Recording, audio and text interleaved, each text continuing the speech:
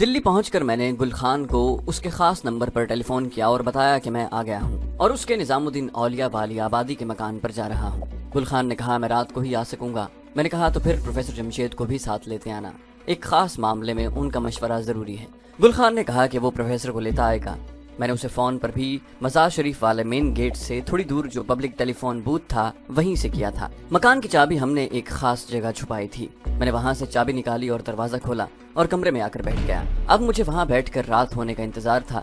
دوپہر کے وقت باہر جا کر ایک ہوٹل سے کھانا کھایا۔ میں چونکہ اپنے اصلی حلیے میں نہیں تھا بلکہ سکھ نوجوان کے بھیس میں تھا، اس لیے مجھے زیادہ محتاط ہونے کی ضرورت نہیں تھی۔ کھانا کھانے کے بعد میں کمرے میں لیٹ گیا۔ مجھے نیند آ گئی۔ کچھ 4-5 بجے میری آنکھ کھلی۔ سردیوں کے دن چھوٹے تھے، جلدی شام پڑ گئی، پھر رات ہو گئی۔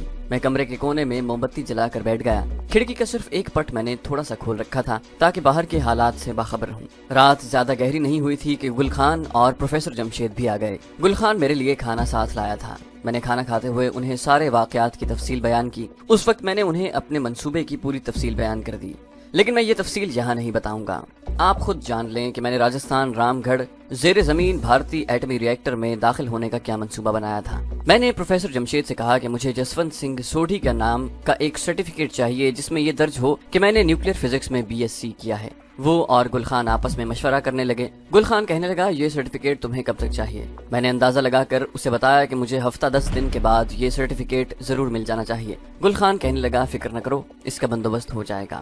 میں نے انہیں بتایا کہ میرے کمانڈو مشن کا منصوبہ بڑی کامیابی سے آگے بڑھ رہا ہے۔ پھر گل خان سے کہا جس روز میں تمہیں خط لکھوں اس کے دوسرے دن تم خود اور اپنے ساتھی کو لے کر ریواڑی میرے ہوٹل پر پہنچ جانا، لیکن ہوٹل میں رات کے وقت آنا۔ میں نے اسے ہوٹل کا ایڈریس اور کمرہ نمبر لکھوا دیا تھا۔ وہ کہنے لگا میں نے اس کا پورا انتظام کر لیا ہوا ہے، تمہارا خط ملتے ہی ہم دلی سے ریواڑی کی طرف چل پڑیں گے۔ پروفیسر جمشید نے پہلے تو مجھے سکھ کے حلیے میں دیکھ کر پہچانا نہیں تھا، پھر پہچان لیا اور بولا سردار جی تم تو پورے سکھ بن گئے ہو۔ میں نے دلی پولیس کے بارے میں پوچھا کہ میرے بارے میں پولیس کی سرگرمیاں کس مقام پر پہنچی ہیں۔ گل خان اپنے سراغ رساں کے ذریعے اس کے متعلق پوری خبر رکھ رہا تھا۔ کہنے لگا تازہ اطلاع کے مطابق تمہاری تصویر لکھنؤ، کانپور اور پنجاب پولیس کو بھی دے دی گئی ہے۔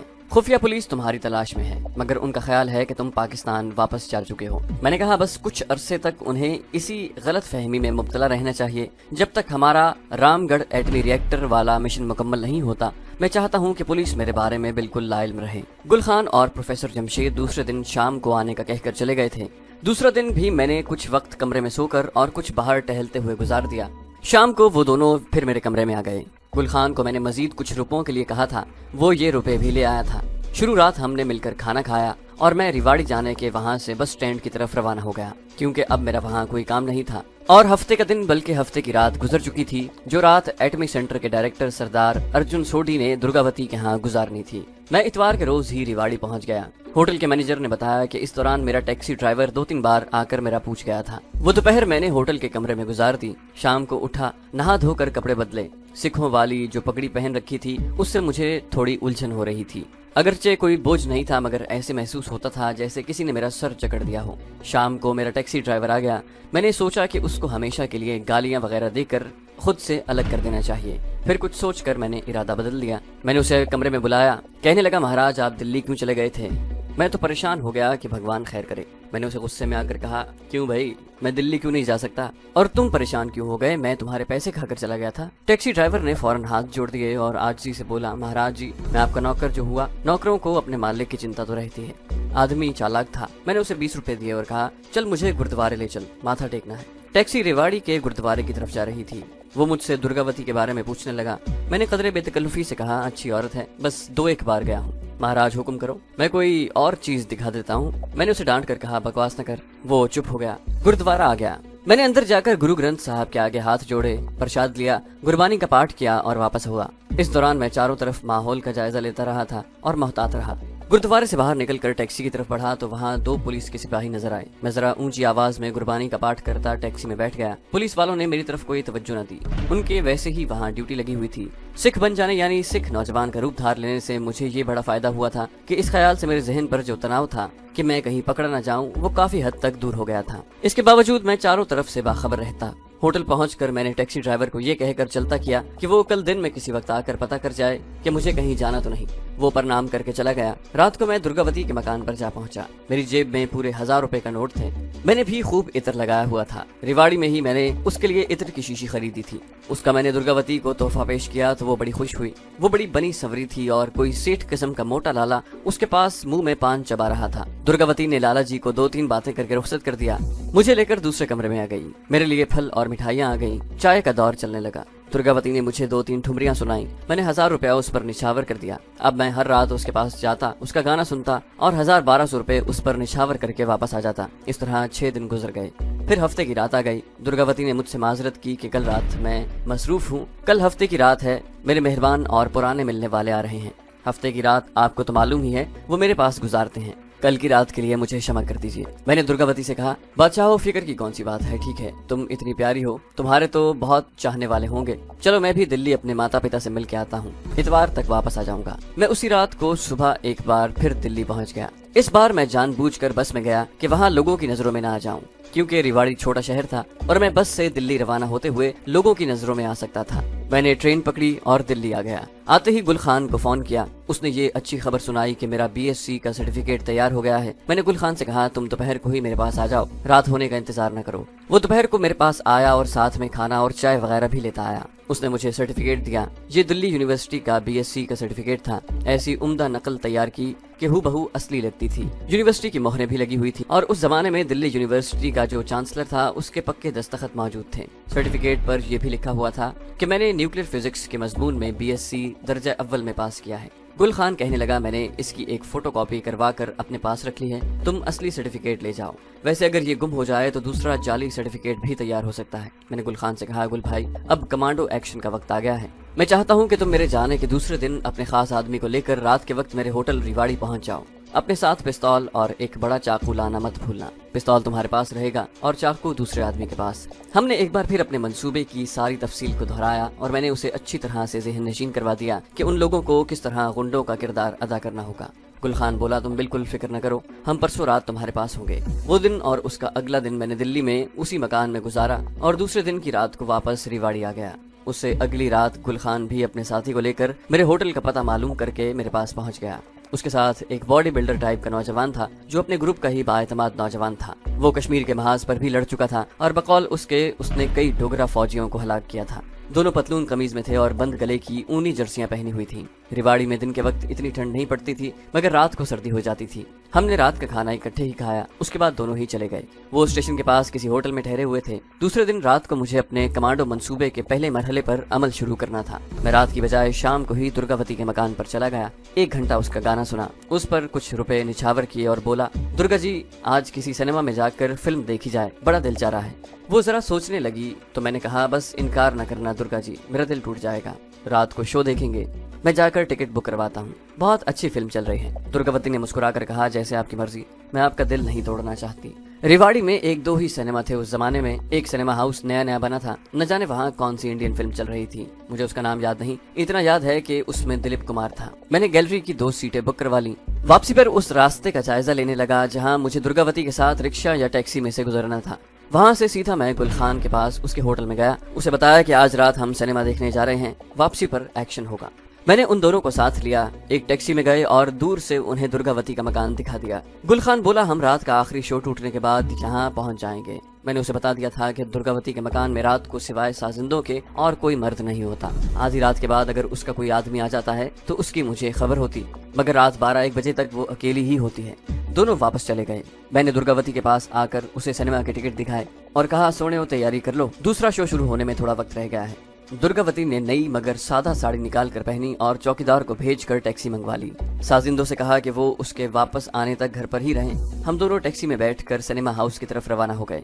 गुल खान और उसके साथी को मैंने कह दिया था कि उन्हें किस वक्त आना है और क्या करना है। फिल्म देखकर हम वापस आए तो रात का 1 बज रहा था। दोनों साजिंदे कमरे में सो रहे थे। दुर्गावती ने उन्हें उठाते हुए कहा, तुम्हें यहाँ पहरा देने के लिए कहा था और तुम लंबी तान कर सो गए हो, जाओ पीछे अपनी कोठरी में जाकर सो जाओ। दोनों साजिंदे उठकर चले गए। मालूम हुआ कि वो कोठी के पीछे किसी कोठरी में रात को सोते हैं। एक लम्हे के लिए मुझे कुछ फिक्र लग गई, लेकिन ये सोचकर मुतमईन हो गया कि साजिंदे कोठरी में जाते ही सो जाएंगे और वैसे भी मेरे मंसूबे में पिस्तौल का फायर शामिल नहीं था। दुर्गावती कहने लगी, जसवंत जी आज यहीं पर सो जाओ, कहाँ होटल में इस वक्त जाओगे? मुझे तो हर हालत में वहीं ठहरना था। मैंने कहा ठीक है, जैसे तुम्हारी मर्जी। मैं कोट उतार कर सोफे पर बैठ गया। दुर्गावती दूसरे कमरे में कपड़े बदलने चली गई। मैंने वक्त देखा, गुल खान के आने में आधा घंटा रह गया था। दुर्गावती वापस आई तो उसने सिल्की नाइटी पहन रखी थी। वो मेरे पास बैठने लगी तो मैंने उसे कहा कि मेरी जान जरा दूर बैठो, मैं तुम्हें दूर से देखना चाहता हूँ। तुम इस लिबास में बहुत प्यारी लग रही हो। बात ये थी कि मंसूबे के मुताबिक उसे मेरे साथ नहीं बल्कि सामने वाले सोफे पर बैठना चाहिए था, जिसके पीछे दूसरे कमरे का दरवाजा था। मैंने इत्मीनान कर लिया था, इस दरवाजे को अंदर से चटखनी नहीं लगी थी। दुर्गावती शर्माते हुए दरवाजे के साथ वाले सोफे पर बैठ गई थी। मैं उसके हुस्न की, उसके जिस्म की तारीफें करने लगा, साथ साथ दीवार पर लगे क्लॉक को भी देखता। गुल खान के आने में 5-7 मिनट रह गए तो मैं होशियार होकर बैठ गया। अभी 2 मिनट ही गुजरे थे कि धड़ाक से दरवाजा खुला और गुल खान और उसका साथी इस हालत में अंदर दाखिल हुए कि गुल खान के हाथ में पिस्तौल था और उसके साथी के हाथ में बरहना खंजर था। प्रोग्राम के मुताबिक गुल खान ने आते ही दुर्गावती की गर्दन में बाजू डाला और दूसरे हाथ में पकड़ा हुआ पिस्तौल उसकी कनपटी से लगा दिया। उसका साथी छलांग लगाकर मेरे पीछे आ गया और खंजर मेरी गर्दन पर रख लिया। दुर्गावती का दहशत के मारे रंग उड़ गया था। गुल खान ने मेरी तरफ मुखातिब होकर कहा, किसी किस्म की चालाकी करने की कोशिश न करना, मेरे हाथ में पिस्तौल है। मैंने ये जाहिर किया जैसे मैं जरा नहीं घबराया। मैं दुर्गावती पर यही जाहिर करना चाहता था। मैंने गुल खान से कहा, तुम क्या चाहते हो? गुल खान ने कहा, मुझे तुमसे कुछ नहीं चाहिए। फिर उसने दुर्गावती की गर्दन को हल्का सा झटका देकर कहा, बता तुम्हारे माल और जेवर कहाँ हैं? अगर आवाज निकाली तो पिस्तौल से तेरा भेजा निकाल दूंगा। दुर्गावती को गुल खान ने सोफे पर से खींच कर अपने पास आगे खड़ा कर लिया। खौफ के मारे बुरी हालत थी, उस पर लर्जा तारी था। बड़ी मुश्किल से बोली, मुझे न मारना, सारे जेवर रुपए सामने वाली अलमारी में हैं।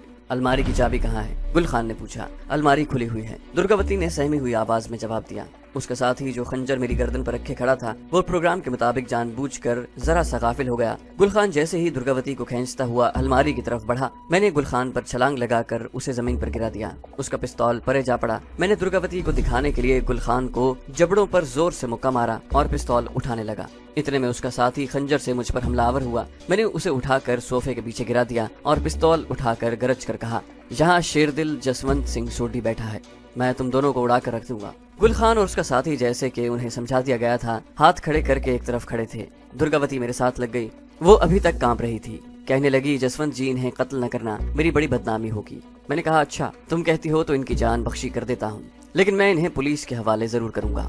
दुर्गावती ने मेरे आगे हाथ जोड़ दिए। खौफ के मारे अभी तक उसके हवास दुरुस्त नहीं हुए थे।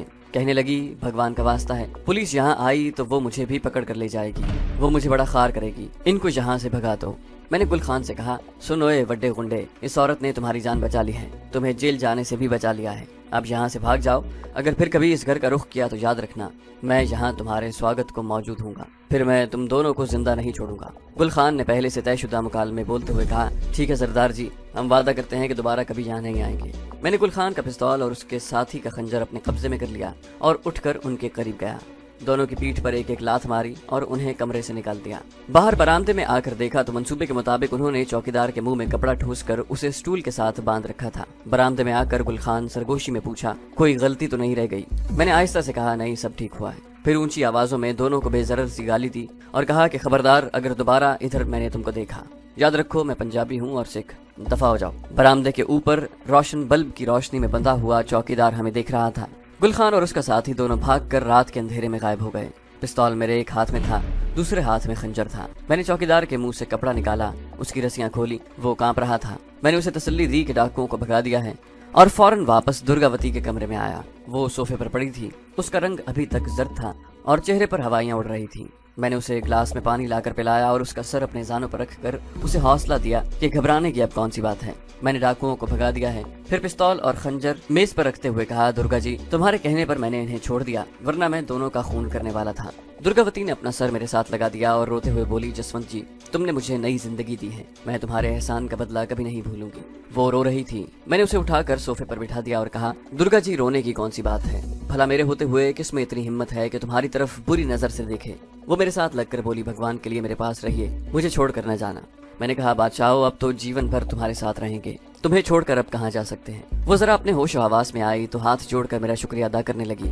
मैंने कहा, कैसी बातें करती हो दुर्गा जी, तुम्हारे लिए तो अपनी जान भी हाजिर है। वो मेरी बहादुरी और जवामर्दी से बेहद मुतासिर हुई थी। कहने लगी, जसवंत जी, अगर तुम हिम्मत से काम न लेते तो मैं लुट गई थी। एक बात का मुझे जिंदगी में तजुर्बा भी हुआ है और मेरा मुशाहिदा भी है। वो बात यह है कि औरत मर्द के हुस्न, उसकी शोहरत और उसकी दौलत से बहुत मुतासिर होती है, मगर जितना मुतासिर वो मर्द की बहादुरी से होती है और किसी चीज से इतना मुतासिर नहीं होती। शायद ये कुदरती बात है। बहादुर मर्द की औरत दिल से कदर करती है। मैंने ये सारा ड्रामा भी इसीलिए रचाया था कि वो मुझसे सिर्फ शिद्दत के साथ मुतासिर ही न हो, बल्कि मेरी ज़ेरे एहसान हो जाए। फिर मुझे उससे जो काम निकालना था उसकी राह हमवार हो सकती थी।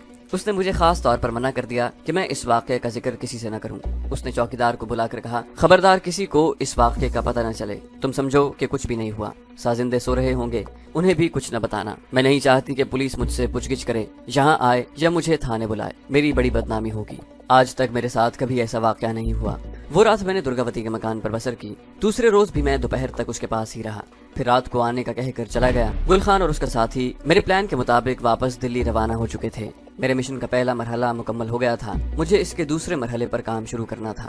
मैं रात को दुर्गावती के पास गया तो उसके लिए रेशमी साड़ी का एक तोहफा भी लेता गया। वो मुझे देखकर और साड़ी का तोहफा लेकर बड़ी खुश हुई। मुझसे रात के वाक़ये के बाद मेरी बहादुरी की तारीफें करने लगी। हम चाय पी रहे थे। मैंने उसे कहा, दुर्गा जी आज मुझे कोई अपनी पसंद की चीज सुनाओ। साजिंदों ने साज छेड़ दिए। दुर्गावती ने खुदा जाने किसकी गजल सुनाई।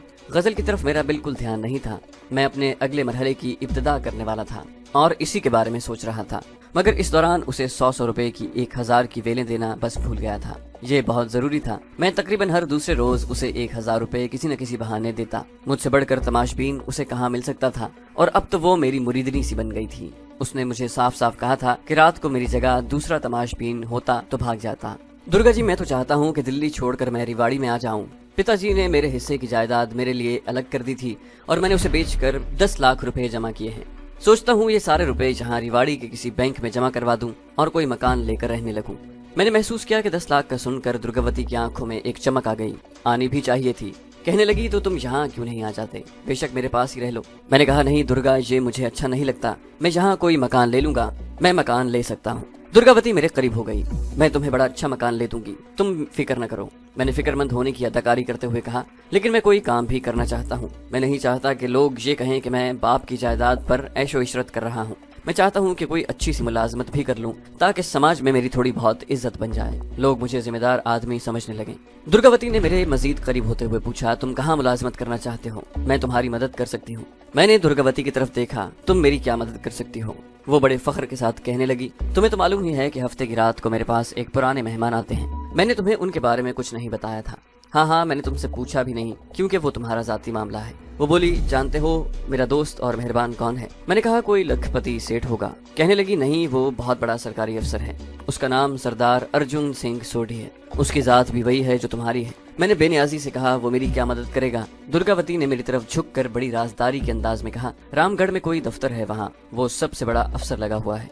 मैं उसे कह दूंगी कि वहाँ अच्छी सी मुलाजिमत दिलवा दे। मैंने कहा, अगर ये हो जाए तो बड़ा अच्छा है, फिर मैं जब चाहूँ तुम्हारे पास भी आ जाया करूंगा। वो बोली, रामगढ़ यहाँ से कौन सा दूर है? तुम यहाँ से सुबह जाकर शाम को वापस आ जाया करना। मैंने बड़ी खुशी का इजहार करते हुए कहा, ये भी हो जाए तो मैं घर वालों को भी बता सकूंगा कि मैं अपने पाँव पर खड़ा हो गया हूँ। नौकरी मिलते ही मैं 10 लाख रुपए दिल्ली वाले अपने बैंक से यहाँ रिवाड़ी के बैंक में जमा करवा दूंगा। मगर सरदार जी तुम्हारी बात मान जाएंगे। मेरे पास BSc का सर्टिफिकेट है। वो गर्दन ऊंची करके कहने लगी, इसकी तुम फिक्र न करो, सरदार जी तो मेरे गुलाम हैं। बस इस हफ्ते वो आएंगे तो मैं उनसे बात करके तुमसे मिलवा दूंगी। तुम ऐसा करना कि मुझे अपना BSc का सर्टिफिकेट मंगवा देना। मैंने कहा, वो तो मेरे पास है, मैं कल लेता आऊंगा। इतना मुझे मालूम था कि सरदार जी एक खुफिया एटमी सेंटर के डायरेक्टर हैं। शायद वो एक तवाइफ के कहने पर मुझे वहाँ मुलाजिमत न दें। शायद उन्होंने दुर्गावती को बताया ही ना हो कि वो एटमी सेंटर के डायरेक्टर हैं। बहरहाल मेरे पास न्यूक्लियर फिजिक्स में फर्स्ट क्लास BSc पास करने का जो सर्टिफिकेट था वो उन्हें सोचने पर मजबूर कर सकता था।